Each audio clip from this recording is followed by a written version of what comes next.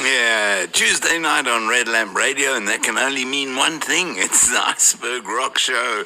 Grand Polar here, and I've got 2 hours of some great rock music. And we play all types of rock here, except Cookie Monster music I do not really indulge in. But enough of that. Got a great show coming up for you tonight, and our featured band for the evening is Voiceofglass, and I'll tell you what, this interview contains a lot of educational and intellectual material. But enough of that, on with the show. Here's Shadow. Finishing off the new drop slot there in the first hour of the show, that's October Changes and Jasmine. And talking about changes, I'm going to change it up again, all for you, my dear listener. I've decided that instead of talking about sex, drugs, and rock and roll with the bands, we're going to get an education. And let me tell you, I was most surprised talking to David and Olia of the band Voiceofglass. They hail from Las Vegas, Nevada, and originally Bulgarian. They've settled in the US.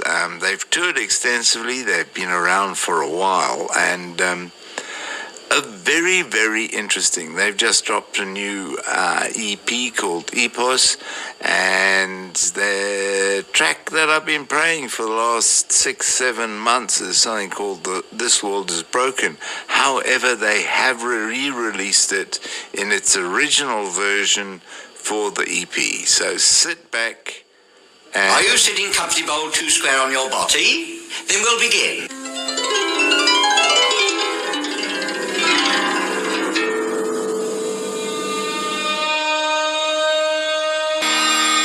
So let's get to hear a little bit more about Voiceofglass. He writes the lyrics, so I help a little bit, but it's mostly him. So he has the explaining to do. I mean, I guess that you could say that, the music, because I still think it's in a minor key, but maybe there's a major in the chorus.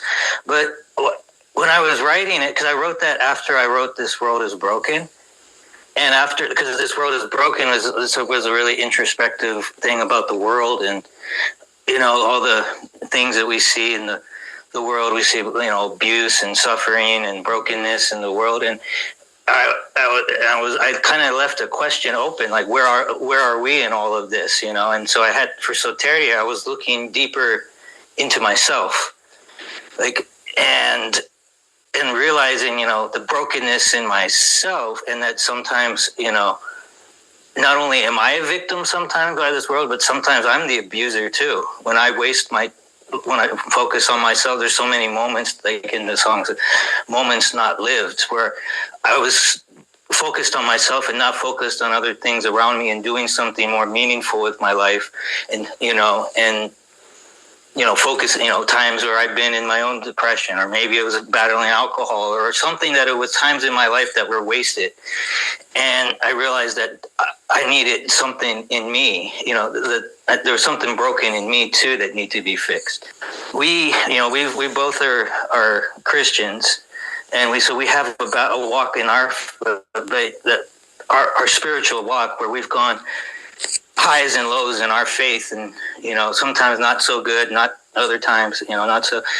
And I think for Soteria, I was like, what do I really want to say? And for me, I feel like it was the answer was that for me, there is no other answer for myself other than the faith that I found in Jesus, and what it meant for him to come and die on the cross for us, for me, for myself, to try to fix what was broken in myself.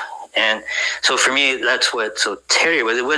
I went to like the darkest places in my life to try to answer what's the answer for this brokenness in me. And for me, that's love, and that's true love. And I feel like there's no greater love that we've experienced. I've experienced, in the love I found in Jesus, and what's represented in him dying and sacrificing himself for myself and for the world, that he would give himself for the world.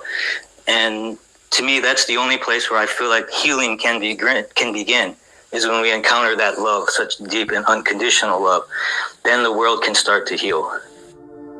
lot of, like, she can talk too about Greek. I actually did study ancient Greek, and soteria means, also salvation. About the goddess, a lot of the early Christians adopted like a new Platonistic point of view. They adopted a lot of kenosis is another one. Kenosis is the oneness, right? Being a perfect harmony, which was also something that came from Plato and a lot of the ancient philosophers. So early Christianity obviously borrowed a lot from Plato and Aristotle and other things and other philosophers, and they adopted it into Christianity. I mean, if you think about it, even celebrating Christmas is not. Christmas is something that we're doing to honor the winter solstice, right? So then Christianity adopted it and turned it into, now we're celebrating Jesus' birth, which, by the way, did not happen in December, that's for sure. But nevertheless, it's something that I think happened with a lot of cultures. You see it everywhere around the world. When Christianity comes to a certain culture, that culture or that ethnic group kind of assimilates it and kind of through the prism of its own cultures and traditions. And in this case, it's soteria.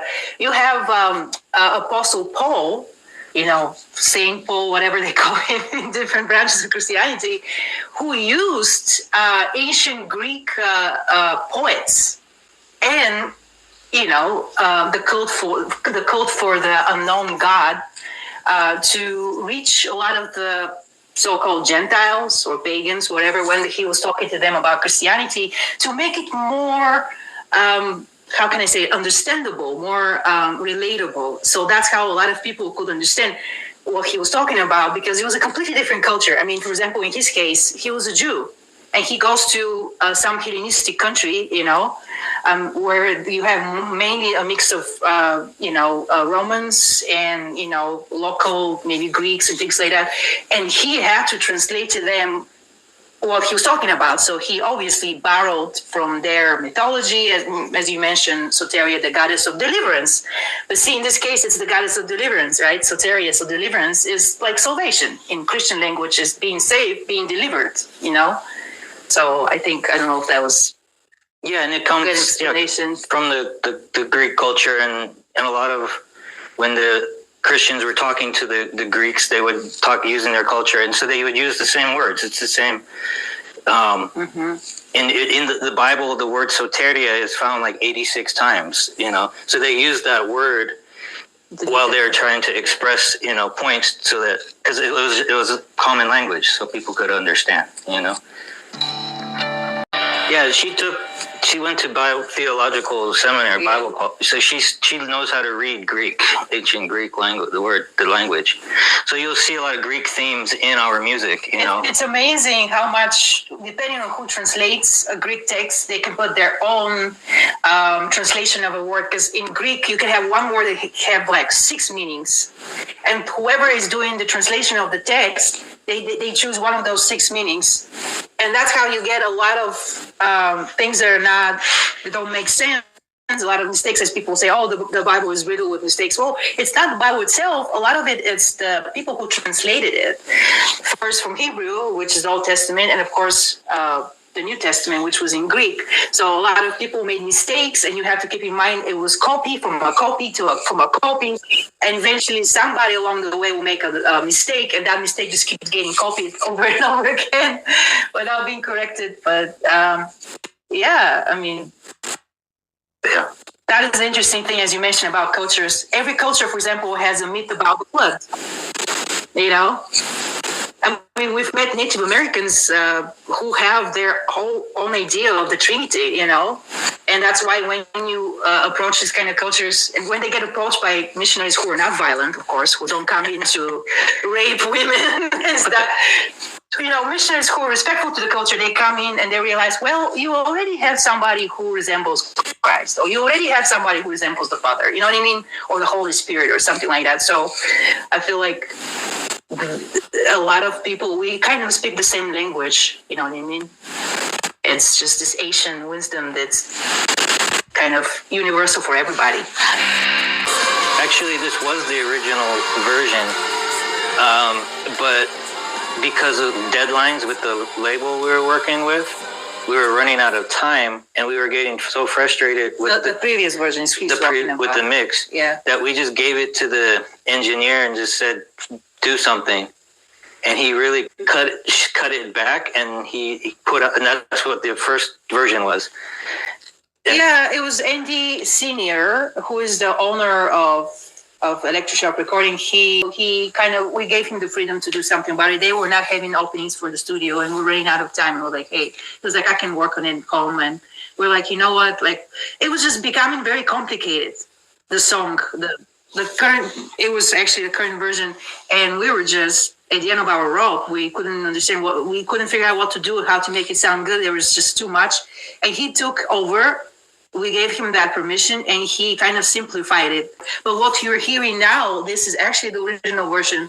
The new thing about it also is that we did include violins and cello, because we worked with David Warner, is the name of the cellist violinist artist that we worked with.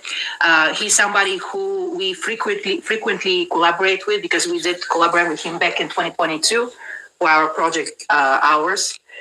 So we were very glad to call him back, and that was the original intention, but he was on tour. And we couldn't do anything, so we, and then obviously he's back from tour, and we're like, hey, we wanted to have violins and cellos and kind of make it sound more symphonic. And he was like, I'm available, sure. And he came down, and we recorded him one day, edited him, and then when we did the EP, we were able to do a remix, because of the EP, and we were glad to be able to revise, because we had enough time by that point to revise that song and to get it mixed and mastered to our liking. Yeah, I mean, there was a lot of lead guitars that would turn off, and obviously the beginning arrangement is different. So we're glad to show a different version. I personally like when bands release remixes of a song that you're familiar, and then all of a sudden, oh wow, that's the same song, but there's a different arrangement, and it's kind of interesting. Right now, our focus is on promoting the EP of it. She's finishing up a video for the Phoenix, which should come out hopefully maybe next week. And then we have the label is doing a radio campaign too. So there's going to be a lot of promotion. We have some interviews that were done for some magazines and some other things that will be coming out. And then we're also working on trying to see if possibly put together a band with us to potentially do any live shows in the future. If we can put that together. So we're looking. We did tour extensively in 2007, 2008 in the United States. And prior to that, we did play in Bulgaria, across the country. I know it's a smaller country, but it's still something, we were on TV and everything. So we did have a period of our times, of course, when we were much younger, when we were playing shows on a daily basis, so that connection that you have with the fan base nothing can replace that. And here in Las Vegas, it's a little tougher. Because unfortunately the market, or whatever you want to call it, the scene, people prefer live acts that just do covers. And I kid you not, you can go to a concert and it will be 99.9% cover, and when the band decides to cut into original piece, they apologize. They say, I'm so sorry, but we're going to play just one original song, bear with us. And I'm like, oh my goodness. But this is Las Vegas. And then if you drive 3 hours away from here to LA, quite the opposite.